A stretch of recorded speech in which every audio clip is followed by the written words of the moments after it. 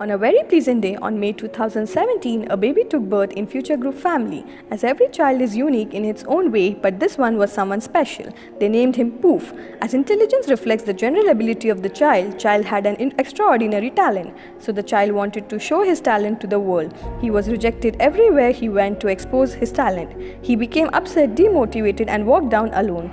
That's how he reached the gate of Ifeel.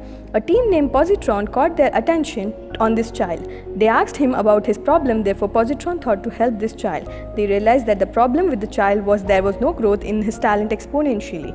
The team took this as a task and tried to collect data about the POOF, and that is his talent, his background, his performance, and the real existence of various talents in the market.